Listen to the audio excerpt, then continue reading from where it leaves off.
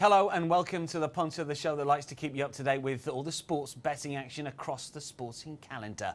Plenty to get stuck into this weekend. Full programme of Premier League football, of course, and I'm pleased to say that Gordon Watson Flash is joining me in the studio, and we'll also be speaking to Nigel Seeley, the Bet Butler, very shortly indeed. But Flash, first of all, you were up at Valley Parade, Bradford midweek. That was a fantastic night for the League Two side. Yeah, I can't remember an upset like that. I mean, but as soon as they got the first goal, the two midfielders, they sat deep, and Arsenal didn't want to break them down. And I don't know how much you saw on the pitch, but what did look like a frozen pitch. Hansen and Wells up front, they look very good against two world-class, international class, Premier League class defenders. Yeah, -5 in Bradford on a Tuesday night, and it brings you all level. Nahki Wells, I think he's had 6 caps already for Bermuda, and he's got great movement, bit more weight, but I'm sure someone will take him soon. 5 teams left in the Capital One Cup as it stands. Let's see how the market shapes up as we hear from the Bet Butler, Nigel Seeley, for the first time. Yeah, the big movers of Bradford going through on the night with Chelsea. Didn't even kick a ball over in Japan. They're just sitting there watching, relaxing and seeing them go odds on to win the Capital One. 10-11 now, Chelsea. Rafa Benitez's side looking to bid their first trophy under Rafa there. Swansea 7-2. They were very convincing. 1-0, not too convincing against Middlesbrough. Middlesbrough were very, very impressive in my opinion. One to note in the Championship, I thought they outplayed Swansea for long periods of that game. And Aston Villa, who arguably pulled off the biggest shock of the round for me, winning 4-1 at Swansea. That was a much bigger price than the draw at Bradford, and actually a bigger price than Bradford to qualify. So Bradford getting the headlines for all about the reasons why they didn't win Arsenal. But the Villa result was probably the biggest shock of the night for me. And Bradford 25-1, already in the semi-finals. Who would have thought it? A team in the semi-finals of a major cup competition and still 25-1 shows you what a chance, what chances they are. But Chelsea, the big movers, into 10-11. But Aston Villa, for me, that was the biggest shock, winning 4-1 at Norwich. Yeah, Villa winning 4-1 at Carrow Road. If you had to back someone in the competition now, Flash, who would it be? I think you'd go with Villa. I think Villa have been to Man City and scored 4. They've gone to Carrow Road and scored 4. So I think that at the odds, you go with them. And especially, you take the 4-1. If Villa get Bradford, no disrespect to Bradford, that 4's going to go. So that's where the value is. Bradford was the story as far as the newspapers were concerned, of course, knocking Arsenal out of the competition. Arsenal really were poor against Bradford in many aspects of the game. It was a full-strength side, of course. And now where do Arsenal go? Because they're massive odds on to miss out completely when it comes to silverware, Flash. I think that certain individuals who played the other night will find that they're not going to play for the next maybe 6 weeks while he gets a bit of momentum going again. There was a lot of players there that didn't really go through with it, and they got what they deserved at the end of the day. So for me, I think we might see a little upturn in Arsenal's fortunes the next few weeks. But will they win a trophy this season? Let's get the latest odds. Butler. Well, they haven't won a trophy for so many years. I think 7 odd years since they won the trophy. And now they're 1-9 not to win a trophy. Incredible price winning when you consider what the talent they have at their disposal. But I believe they're going to change in January. I believe they will get the side will be no representation of what you saw going out of Bradford limply in that fact. And I think the FA Cup here, 11-1, that could be an overreaction in my opinion.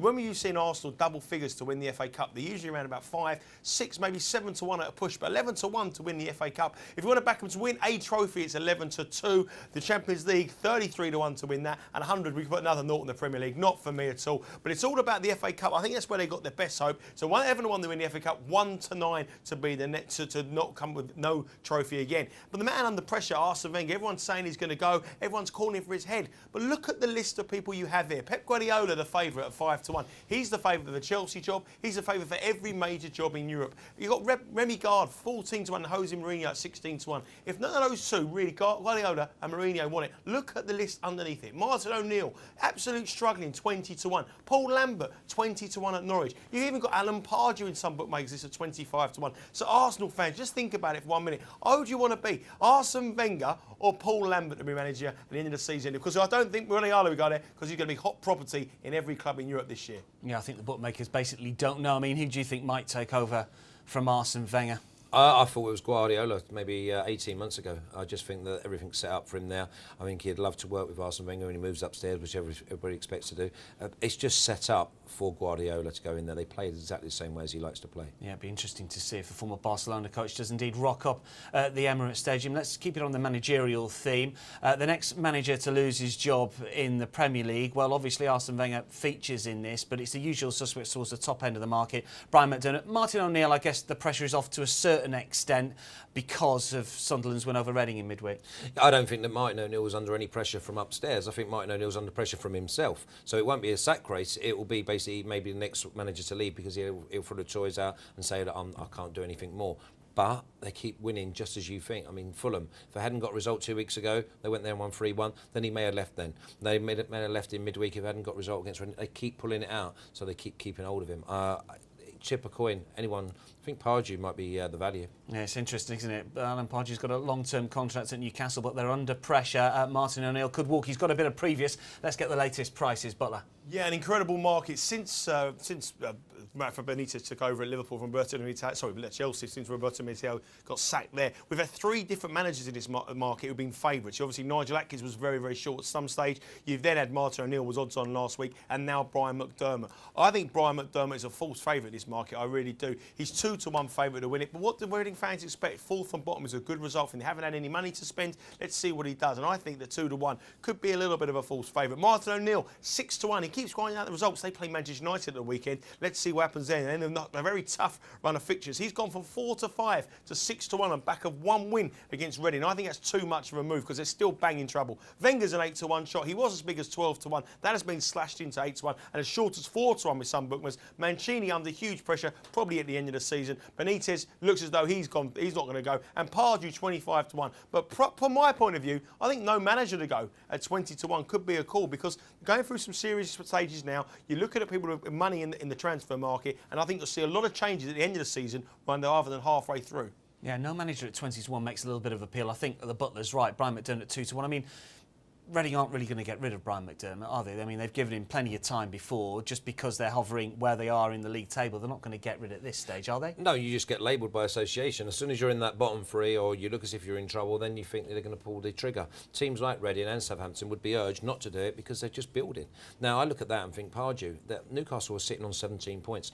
I expect them still to be on 17 points after this weekend because they host Man City. If the results go well around them, or well for the other teams and bad for them, they could be just outside the bottom 3 or if not in it. Watch out for Alan Pardew, potentially 20-1 to be the next manager to leave his post. Brian McDermott does, of course, head the market as we saw his team, the shortest price side, to go down at 1-4. When you look at the relegation standings, it doesn't make for a pretty reading for the likes of Reading, the likes, of course, of Queen's Park Rangers. But Queen's Park Rangers are given more respect by the bookmakers. Is that right, or should we be piling into QPR to go down?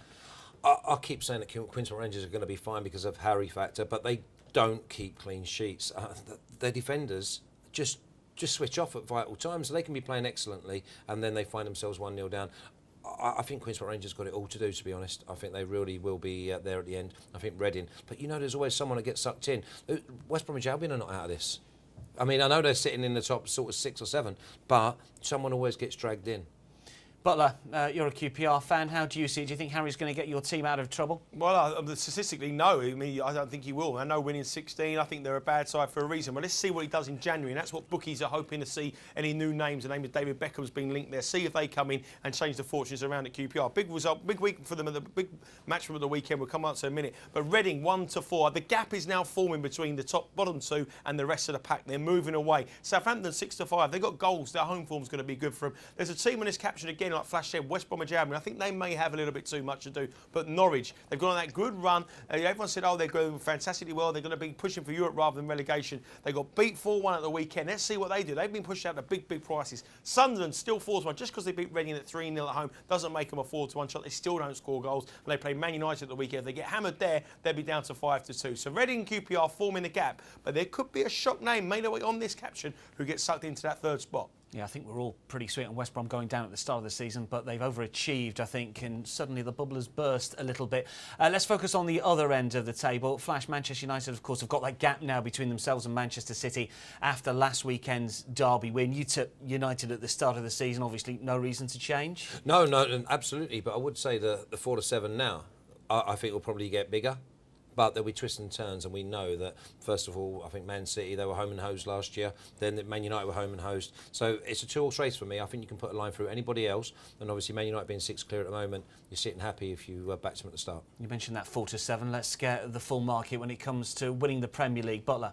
Well, the full market's got 3 teams on here, but realistically it's only 2 teams. It's Manchester who, depending on who you want to be. Manchester United 4-7 after beating Man City at the weekend. I wouldn't rule out Man City at all. I think 9-4 may look a big price. I think both these teams will trade odds against and odds on. I think Man City will go odds on at some stage. I think Man United will go odds against. It's going to be a 2-runner race. Chelsea at 14-1. Let's see who they bring in January. Falcao linked with them to Theo Walcott. There may be a trading price at 14-1 when they come back. Let's see about that. But realistically, as we stand now, it's a 2-runner race. What isn't a 2-runner race is to be the top 4. The top 4 mark here. Chelsea 1-5. I'd be a layer rather than a backer at the 5 on. Arsenal, everyone goes about turmoil at Arsenal in their crisis. But when you get Wenger get us win a cup, you still even money to finish in the top 4. You're rated most likely to finish 4th in the Premier League. We have done for years and years and years. Tottenham 13-8, Everton 5-1, and Liverpool here. I think you might see a bit of a change in fortune at Anfield in the next few weeks. I think Liverpool could be the team to keep on side in the new year. 5-1 could be a bit of value. West Brom, you can see what they were 10-1 2 weeks ago, out to 40-1. The bubble has burst at the Hawthorns, but Chelsea 5 on, far too short, and Liverpool at 5-1 could be worth a small interest. Yeah, I like Liverpool as well, depending on who they buy in the January transfer window. Flash, who would be your best bets to finish in the top 4? There, I'd go with the North London boys. I'd go with Arsenal and Tottenham. I think Tottenham at 13-8. They're probably the form side outside of Manchester at the moment, and they score goals and they get goals from everywhere. I think Dembele and Defoe and Adebayor and obviously Dempsey as well. They're all settling in. So and then you bring in Bale and Lennon. They've got goals everywhere you look. Possibly Spurs, 13-8 shots to finish in the top 4 could be a value play. Many thanks to Nigel Seeley, the Bet Butler, and Gordon Watson for now. When we come back, we're talking Premier League fixtures this weekend with all the best bets. Don't go away.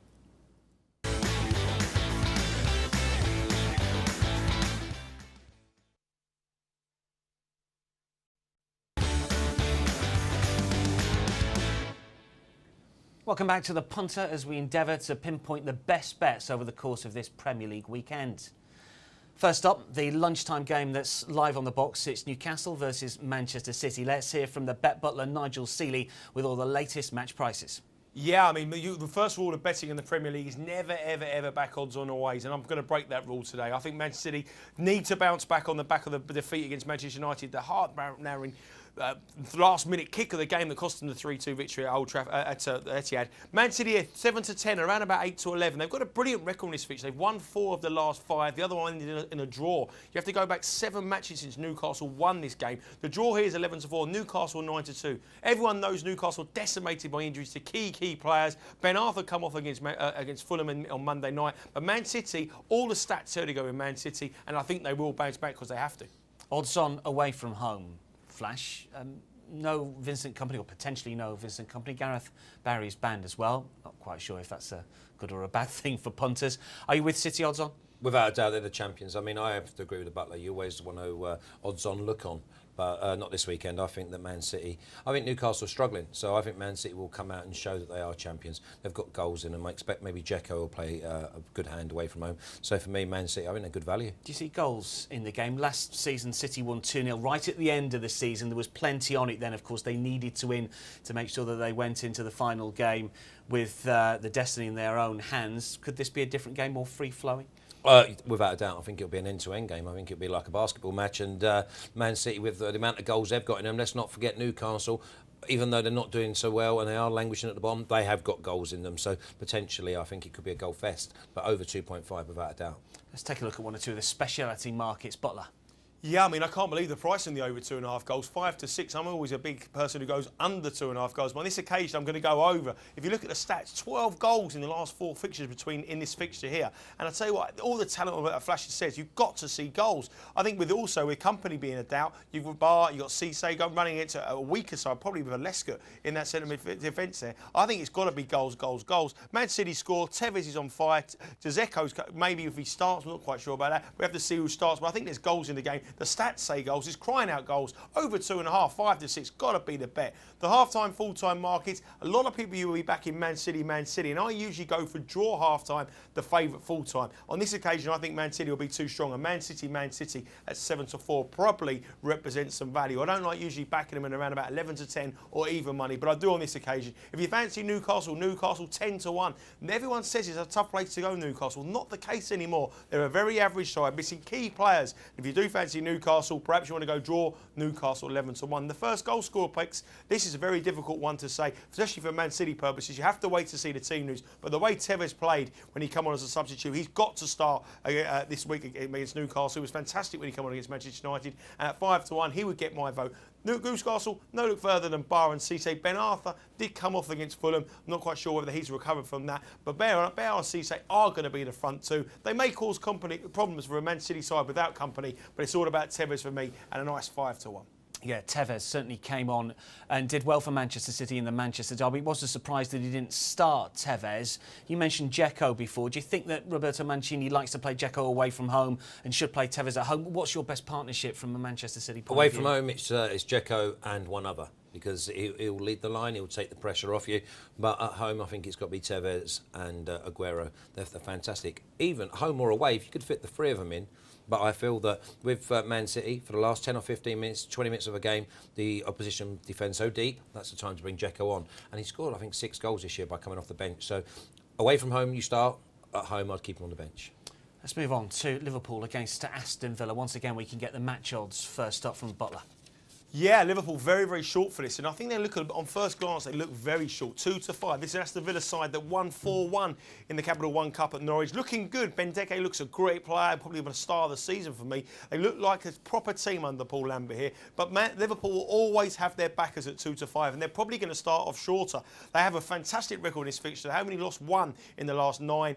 Lots of wins, not many draws, lots of home wins, Liverpool wins. But at 2-5, they represent too short for me. It's 19-5, the draw, which is around just a little under than 4-1, and 17-2 you can get for your money. 8.5-1 Aston Villa. But Villa, can they produce what they did against Norwich? And Liverpool got a good record, but 2-5 looks very short. It is very short indeed. And of course, last season there were so many draws at Anfield that if you took short prices about Liverpool over the course of the campaign, you did your money. Can we trust them at 2-5?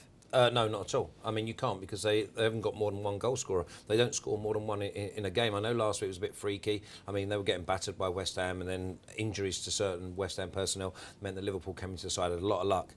I see this game, I was looking at all different angles and thinking 1-0 Liverpool or 1-1. So for me, the angle is to play under.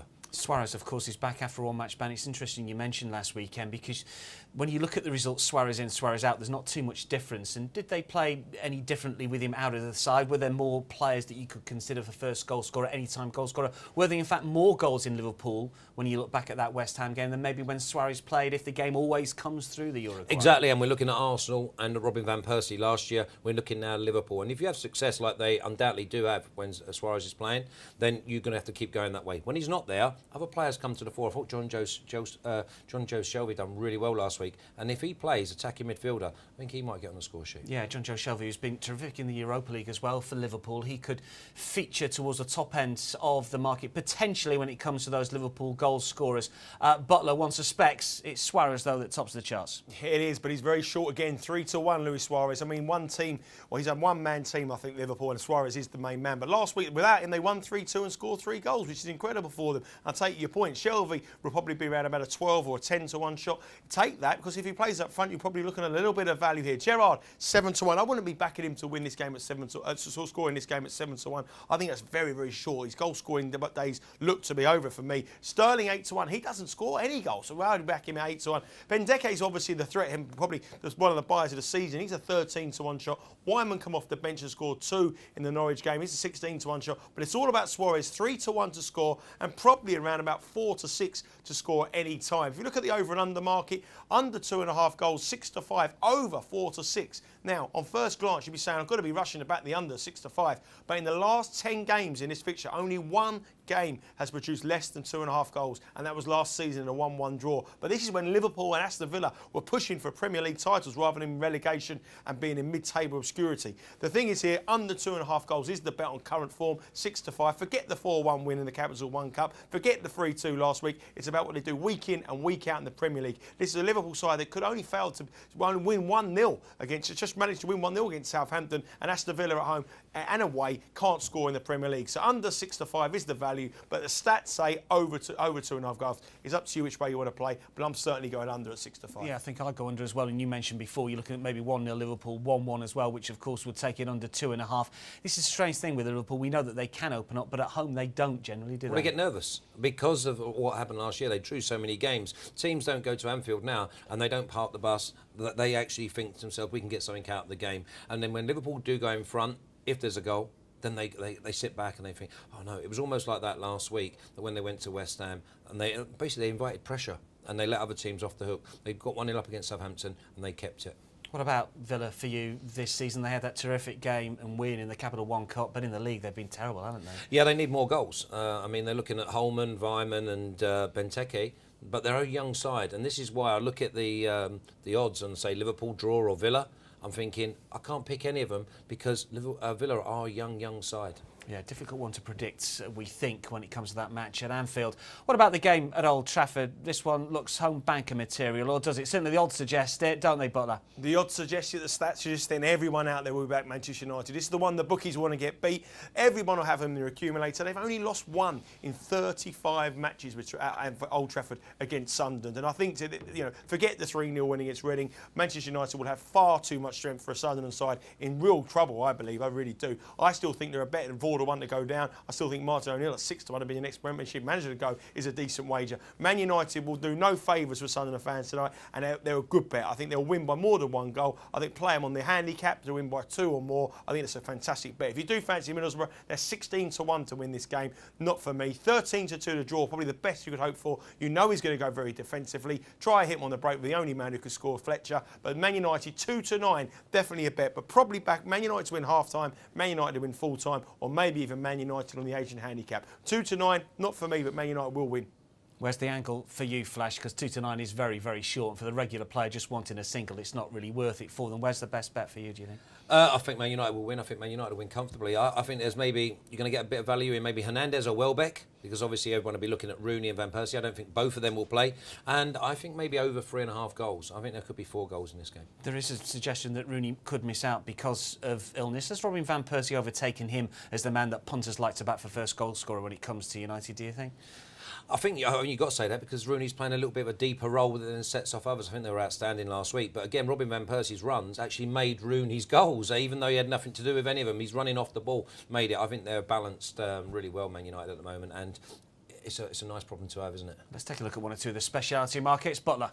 Well, I tell you what, Sunderland don't score goals, as I told you. Manchester United do score goals. When you're playing over 2.5 goals, you need both teams to contribute to the party. I think under 2.5 goals here is a fantastic bet. 7-4 is an absolute knocking bet. You look at the last 6 years, 5 of the last 6 years have been under 2.5 goals. There's been 4 1-0 Man United wins and 1 2-0 Man United win. The only exception to that rule was a 2-2 draw 3 seasons ago. Man United don't usually win this match by 4, 5 or 6-0. Under 3.5 goals at 8-11. I disagree with you, Flash. I'm going there because I can't see Sunderland scoring. And Manchester United will just be happy to win this 1 or 2-0. Sunderland very rarely get thumped by teams. They only lose by the odd goal because defensively they're quite strong. Martin O'Neill's sides are very, very tight. So Man United 1-2-0 brings in this. Man United 1, 2 or 3-0 brings into that. And I'm under on both of them. That's my opinion. Anyway, let's have a look at the first goal scorer markets. You said there Van Persie, Rooney, Hernandez. Team news is absolutely crucial for anybody playing on the Manchester United game. But Van Persie 11-4, but Rooney is coming back to some form. I still make them two a pick and match. I think it's 3-1 the pair. I don't know. I wouldn't make anyone a favour here. Fletcher, the only one who could score for Sunderland, 16-1. But much better bet to do is actually back Johnson to score any time rather than to score the first goal at 16-1. But it's all about Van Persie and Rooney. Hernandez at 4-1. Johnson 28, scored last week. But for me, I'm going to go 1, 2-0, 3-0. Under 2.5 and under 3.5 is definitely where I'll be going this weekend. I'm going to say I see goals in this. I can't agree with the Butler at all because Manchester United, they do concede goals, and there is a suspicion that Nemanja Vidic might come back for this game, but even if he does, he's going to be a little bit ring rusty, isn't he, Flash? Well, yeah, I just see that maybe both sides will score because Man United, nearly every single game, they go can't keep clean sheets, can they go 1-0 behind. And I'd look there and I think Sessegnon at like 25-1. He's got pace, he likes to have a dig, and he likes to shoot from distance. And if De Gea's in goal, nobody lets in more goals from distance than De Gea. So you've got to say at 25-1, he has value. I expect Man United to win 4-1 though. Yeah, we don't even know if De Gea's going to play because Alex Ferguson's been switching his goalkeepers each and every game. I mean, as a footballer, if you're a defender, that must be a nightmare not knowing who you're going to play, who's going to play behind you week in, week out. You don't get that relationship going, do you? But there's no relationship in Man United's back five anyway, because Evra's out 1 week, Raphael's out, you got Evans, Ferdinand, Smalling, Jones. They're just a squad that go out there and they perform and they're just getting by because they're better than everyone else. Just briefly, any theory why Sunderland have played so badly this season? They're not scoring enough goals, not defending well enough, and they're working hard, but they're working hard in the wrong areas. They're happy to go and win games 1-0, but they can't do that because they can't keep clean sheets. Yeah, Sunderland are struggling at the moment. Manchester United are not, and we're tipping a United win. For us, there's going to be goals for Butler. There isn't. More predictions to come as we glance at the other Premier League fixtures over the course of this weekend. Don't go away.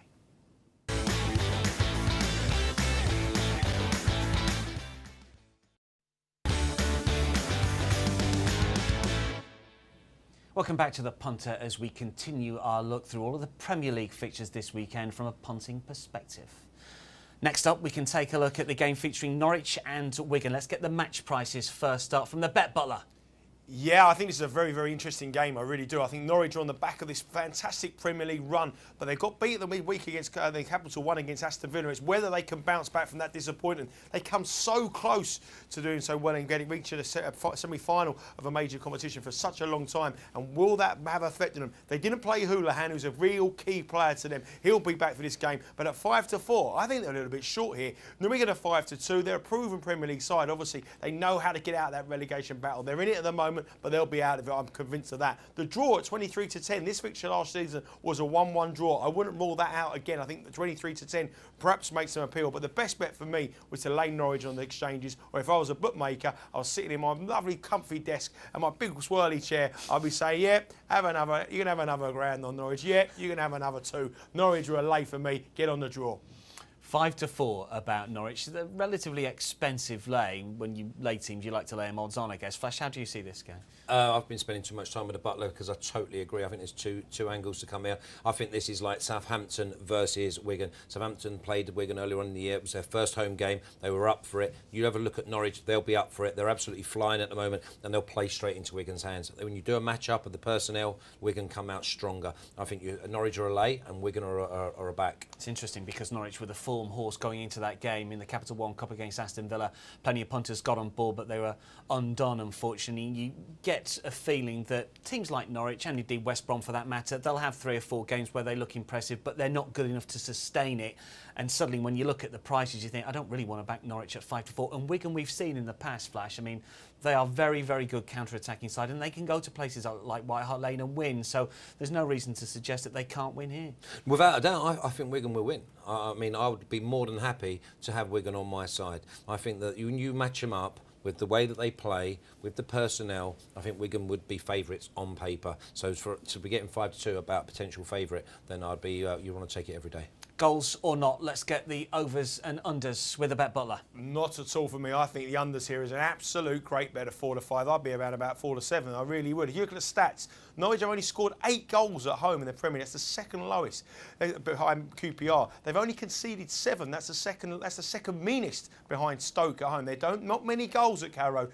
Wigan, on the flip side, at home, loads and loads of goals. One of the most entertaining place to go to DW Stadium. Away from home, they've only scored 4 goals. Under 2.5 goals is an absolute banker here at even money. I thought it was 4-5. I thought it couldn't be right. I thought that was wrong. I thought the production boys had it wrong. But even money is even better. Get on. Even money. How can that be even money? It should be 4-7. Norwich are being priced up on this tradition and history of loads and loads of goals at Carrow Road. It's not the case anymore. At home, they're very mean defensively and they don't score many goals. And Wigan, with only 4 away from home, this even money is Christmas come early. Get your Christmas money, get your New Year's money and next year's Christmas money under 2.5 goals. Production boys getting things wrong in the graphic. Never. Flash, how do you see the overs and unders? I see it as being over. I mean, Norwich on the back of scoring 4 goals away last week against, very good from set pieces. Wigan have a little bit of a weakness at set pieces. Wigan are scoring 2 and 3 goals nearly every single week. No, they only got 1 at Tottenham. I see it being over. Maybe 2-1, 3-1 to Wigan. Yeah, 7 goals in the match, Swansea, Norwich, and of course 5 goals midweek in the Norwich-Aston Villa game. We think you might have got that wrong. 1, but let's see if you can redeem yourself with the first goal scorer bet. What's Flash talking about? They haven't scored in 3 goals away from home. Wigan. It's at home they scored the goals. Away from home they scored nothing. Flash, bloody hell. You've been on that. All that stats you've been doing wrong. Anyway, let's look at the first goal scorer. Holt is 11-2 to get the first goal for Norwich. Coming back to a little bit of last season's form, as you know, it didn't start off the season very well. Houlihan's comes back for them. He'll be a bang factor for them. That might give them a little bit of a chance. Snodgrass at 9-1. He's probably a decent option here. Kone 15-2. Another one of the Premiership buys of the season. DeSanto at 9-1. But I'll tell you, I'm going to go no goal scorer here. Let's upset my old mate Flash. I think 11-1 or 12-1 no goal scorer is a decent bet. And remember, if you back the old goal scorer and it's an own goal, you get paid out. Just like those boys who backed Swansea Middlesbrough. It was 1-0 own G, but you got paid out on the no goal scorer. Always back no goal scorer. Best bet for first goal scorer for you, Flash? I like Jordi Gomez. I think that he could ghost in. He does score goals. He's almost like the equivalent to Michu at Swansea.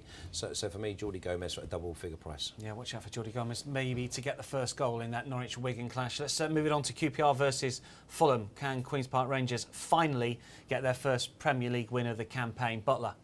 Well, let's hope so. Let's really hope so. I mean, you sound confident, son. I'm not confident. That's the problem. I mean, Fulham have always had a good number on QPR. They always went there last season and won 6-1. This is a big game for QPR. Massive game for Fulham as well. Fulham showed signs to me on Monday night that they weren't at the races. Hangeland was exceptional. Berbatov was absolutely unplayable. But the rest of the team just didn't really give it to me as a threat and what the position they should be. QPR at home, the win is coming. You can see it's coming. They've drawn 3. But at the moment, I couldn't back them at 6-4 to beat Fulham. I really couldn't. I think the game is genuinely, I think Fulham should be favourites. I personally believe that slight favourites, only very slight. But 6-4 is built on reputation and Harry rather than anything else. Fulham away from home aren't that great. It's about their home form. But it's, again, I think the draw at 12-5 represents some value here. I think QPR have drawn 3 under Harry. They keep getting this built momentum, drawing games. Don't get beat. I think it could be a very entertaining draw. I think the 2-2 draw or 1-1 draw, but a very entertaining one. But QPR at 6-4 pains me to say it. Far too short. Well, Queen's Park Rangers haven't won in the Premier League, as we know. 16 matches in. If they go to a 17th match, that's not been done for 20 seasons. Can they get a win? Are they valued to get a win, Flash? No, they're not value. Will they win? I hope so. I want to see it obviously close up so that everyone around us, around at Southampton, takes points off of teams above us. But you can't trust Queen's Park Rangers. You can't trust Fulham. Fulham are a lay away from home. They're back at home. So I think that QPR will win. Would you get involved? Not on the win market, no. 6-4 about Queen's Park Rangers does look a little bit short for me. Plenty of other markets, of course, to get involved with. Butler? Yeah, I think the over and under market is a fascinating market. QPR are the lowest scorers, apart from all the shot in the whole of the Football League and the Premier League as well. They're only the second lowest scorers in the whole of the divisions.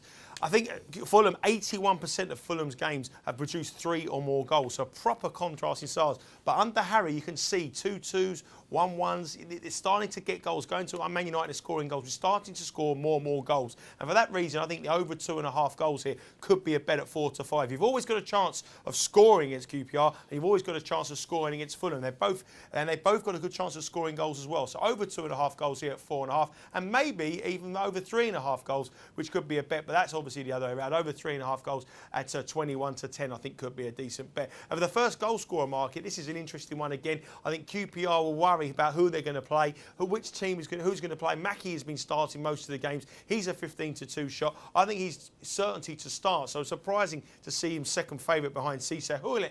9-1 hasn't really been a first choice under Harry Redknapp. Berbatov was absolutely exceptional on Monday night, but it was Rodallega who got the goal. Duff, not so much about Duff. I think Hangeland, who was brilliant for me, was going to be a massive threat for QPR at set pieces, and Ryan Nelson as well, at the other end at QPR against for Fulham at set pieces. So I'm going to go for 2 centre-halves, Hangeland or Ryan Nelson. Probably not score the first, but to score at any time. Yeah, it's interesting that Harry has gone with Jamie Mackie. He's not gone with Cisse, obviously, who costs an awful lot more than Jamie Mackie. He seems to trust those UK players more than the Continentals, perhaps. And so he should, because Jamie Mackie's a good player. He plays on the front foot. He takes it to the opposition. He can turn defence into attack, and he gives your defence a really much-needed breather at times. I've got to agree with the Butler again. I like Hangeland and I like Ryan Nelson, both at double-figure prices, but I hope Mackie scores as well. Yeah, Nelson was on the score sheet, of course, for Queen's Park Rangers so we can check out all the prices for that. Let's move it on to Stoke against Everton. Let's get the match prices, first of all, from the Bet Butler.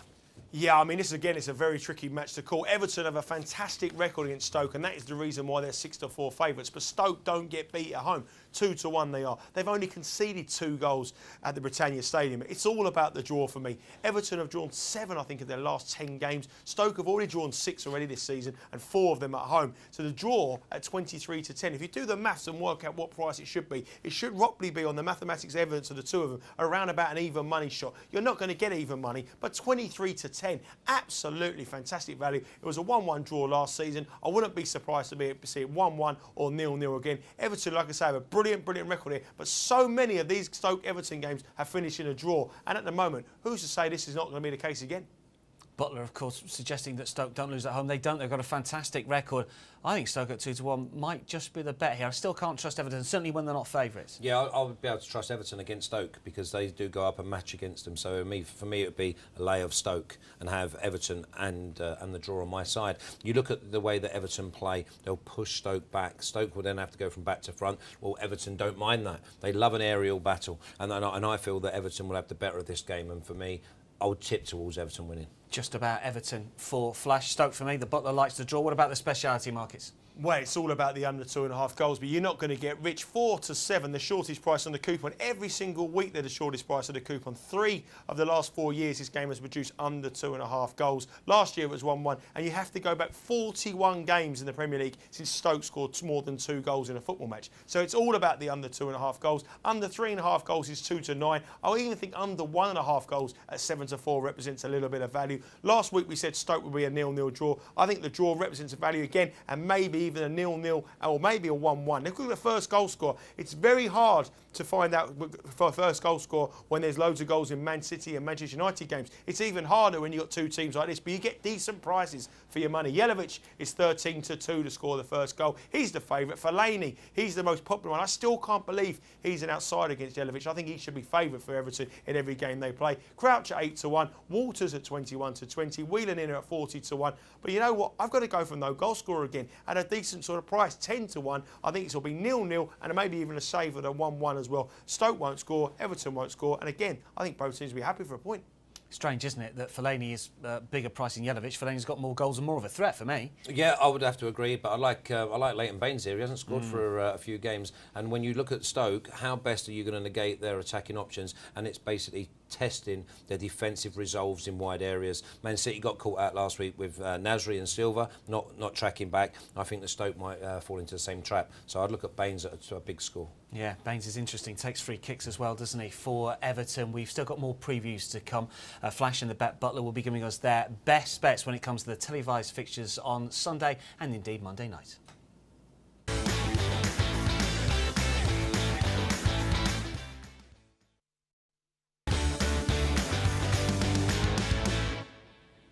Welcome back to the Punter as we bring you the best betting coverage of the Premier League this weekend.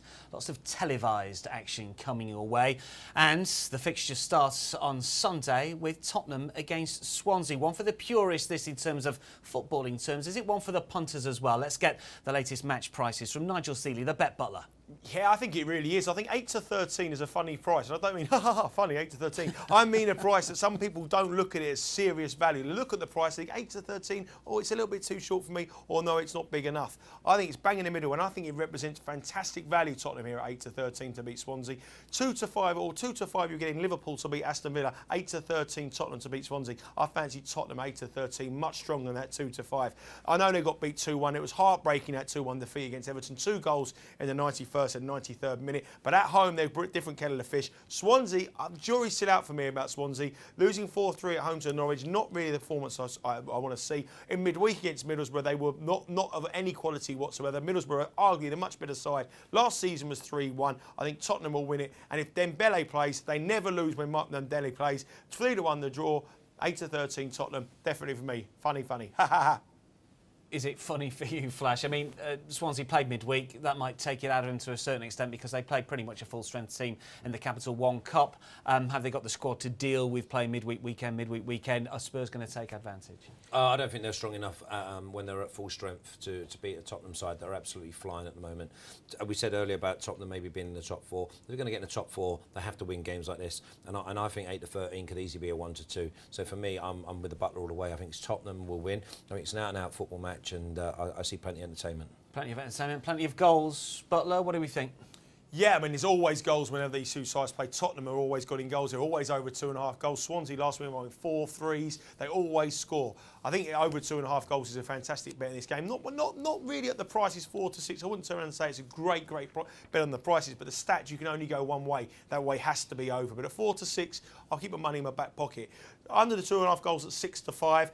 No, I wouldn't be touching that really. 3-1 last year, 4 goals in this fixture. Over 3.5 goals at 13 to 8. The bookies are expecting goals. That price is usually around about 5 to 2. So 13 to 8, half the price you usually get. On the half-time, full-time market, Tottenham will be very popular at 6 to 4. I think that might look a decent price on Sunday afternoon. I think 6 to 4 could be. I think Tottenham could be giving someone a hiding. I think Swansea could be that side. Swansea Spurs 25 to 1. I know that half-time, one team, full-time, the other team's very popular, smaller punters, and Spurs Swansea a 50 to 1 shot. And a more professional view like to go for draw half-time and the favourite full-time draw Spurs, which is a 15 to 4 shot. But it's all about Spurs for me at 6 to 4. If you're looking for the first goal scorer, Tottenham market is dominated by Jermaine Defoe. He's banging form, taken out of Boyor's place. He's 11 to 2. Dempsey coming back to a little bit of form. What he's shown at Fulham last season, 7 to 1. Aaron Lennon should be around about 10 or 12 to 1 shot. He's on the caption there. And the Swansea Miku, I tell you what, if you're in midweek, he was non-existent.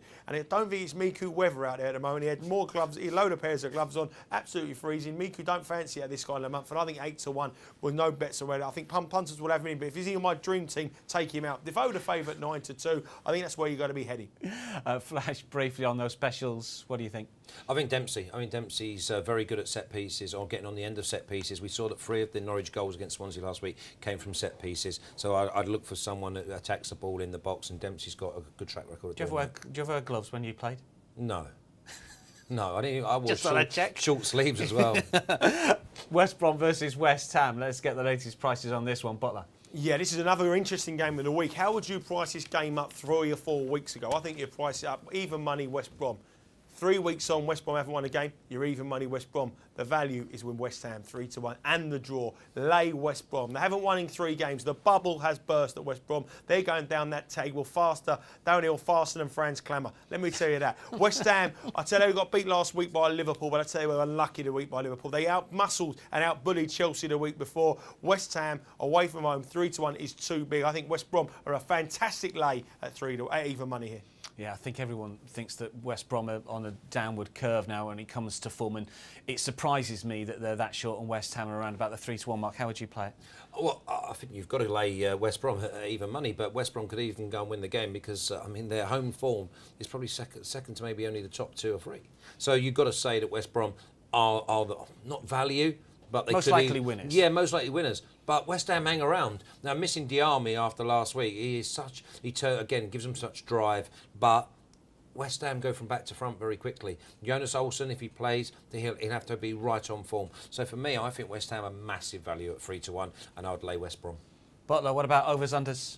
Yeah, I think you say on first glance in the current form, you've got to go for under 2.5 goals. West Ham doesn't score many away, and West Brom don't concede many at home. But when you look at the stats, the last time these two met was 3-3. The time before was 3-2. There's always goals when these two play. Everything goes west. I don't understand why that is. But I tell you what, under 2.5 goals here at 5 to 6.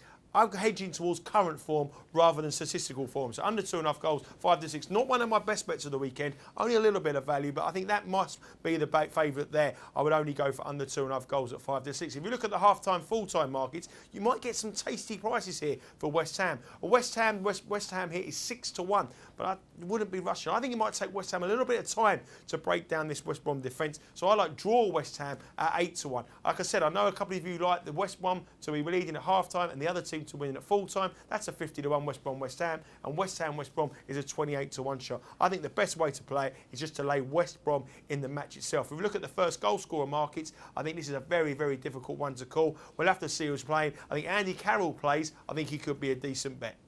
Any of the specials that you like, Flash? No, just West Brom, lay, evens. Terrific lay, one of the best lays of the weekend, potentially. Finally, on Monday night, it is Reading against Arsenal, 7-5. Anyone? Butler, how are we pricing this one up?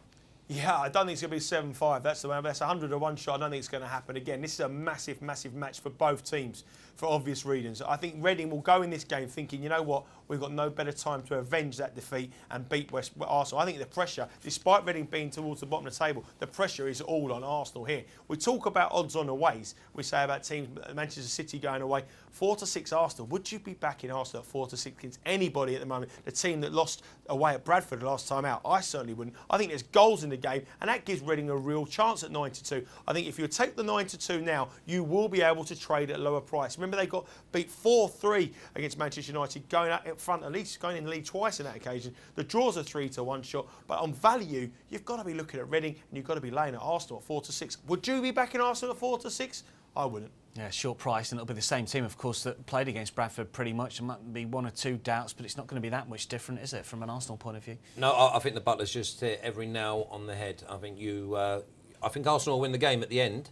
But if you are trading, then they'll trade bigger than 4-6, and I think Reading will trade lower than 9-2. So I think everything that Butler's just said is 100% right. Yeah, there is goals in the Reading team. Let's take a look at the speciality markets here. I mean, obviously the previous meeting in the Capital One Cup was over 2.5, over 3.5, 4.5, 5.5. We can go on. How do we see it this time, Butler? Well, I mean, it's been a staggering amount of goals in this game. Not only that, there's been 4 goals in the last 2 league encounters between the two sides. So 16 goals in 3 matches whenever Reading play Arsenal at Majeski. Over 2.5 goals is the shortest on the coupon at 4-7. Over 3.5 goals is 6-4, and that is where I'm heading. I'm heading over 3.5 goals at 6-4. I think it's an absolute knocker of a bet. I can't see anything but goals. Reading will score. Both teams to score as well will be a decent price in this game, and a decent bet it is. And the half-time, full-time market, if you're looking for value, as I was saying before, I know a lot of people like the one team to be leading, the other team to be full. These two could be worth a bet. Reading at half-time, Arsenal full-time at 25-1, and Arsenal at half-time, Reading at full-time at 50-1. But I'm heading towards this one. Reading to take the lead at half-time, and Arsenal to come back. A 25-1 shout. I think that could be a decent bet. On the first goal scorer market, we'll have to see who plays for Arsenal. Giroud missed that gap. Disappointment. I'm sure he'll be back. Podolski 11-2. Will Walcott come back? 7-1 to come back. And will his head be right? Linked to loads of different clubs. Lafondra 19-2 for Reading. Pobregniak, who scores every time he shoots, he's 9-2 and 19-2. And Noel Hunt a 12-1 shot. I just think sit back and enjoy it. This will be end to end, and just get on that Reading at 9-2, because at some stage in that game that will be shorter. Yeah, we can see a good trade maybe if Reading take the lead against Arsenal. Remember, they did just that in that Capital One Cup clash before Arsenal came out. Could be a Reading draw half-time, full-time.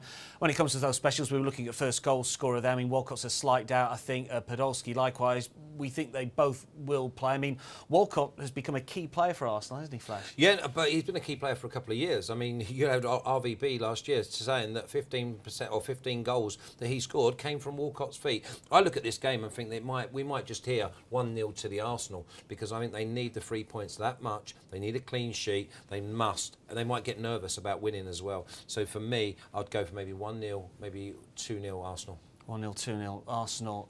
That is the prediction from Flash on the game on Monday night between Reading and Arsenal. And that wraps up the show from us here at the Punter. Many thanks to the Bet Butler, Nigel, Seeley, and to Gordon Watson Flash, who's with me in the studio. From me, Dan Roebuck, it's goodbye, and we'll see you next time.